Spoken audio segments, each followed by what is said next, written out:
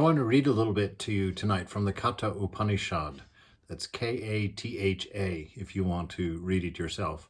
It's a fascinating story about a young man named Nachiketas who his father curses him for saying something or questioning his sacrifice and sends him to the king of death. And he has this conversation with the king of death about what happens after death. What is what is the meaning of life?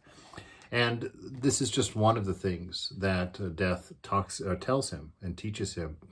It's a great story. I'm reading a version from an old classic here called the Upanishads, which has several of the Upanishads in them.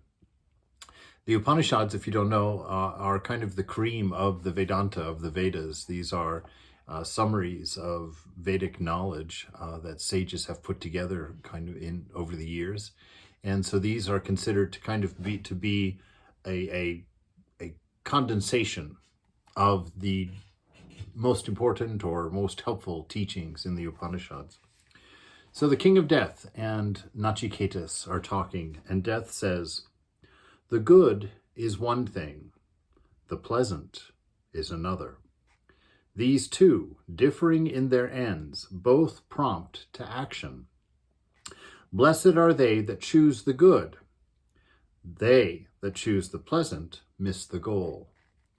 Both the good and the pleasant present themselves to men. The wise, having examined both, distinguish the one from the other. The wise prefer the good to the pleasant. The foolish, driven by fleshly desires, prefer the pleasant to the good. Thou, O Nachiketas, having looked upon fleshly desires, delightful to the senses, have renounced them all. You have turned away from the miry way, wherein many a man wallows. Far from each other, and leading to different ends, are the ignorance and knowledge. You, O Nachiketas, I regard as one who aspires after knowledge, for a multitude of pleasant objects were unable to tempt you. Living in the abyss of ignorance, yet wise in their own conceit, deluded fools go round and round, the blind led by the blind. To the thoughtless youth, deceived by the vanity of earthly possessions, the path that leads to the eternal abode is not revealed. This world alone is real. There is no hereafter, they think. He falls again and again, birth after birth, into the jaws. To many it is not given to hear of the self. Many, though they hear of it, do not understand it. Wonderful is he who speaks of it. Intelligent is he who learns of it. Blessed is he who, taught by a good teacher, is able to understand it." It's really a great way for determining whether an action is good. Is it pleasant or is it good?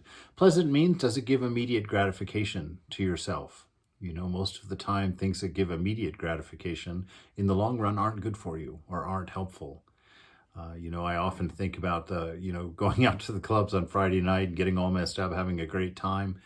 And, that's a choice for the pleasant, right? But then Saturday morning you wake up and you're like, oh my God, I feel awful. The day is wasted. It's so late. I'm never going to do that again. And of course, next Friday night, you're out there again.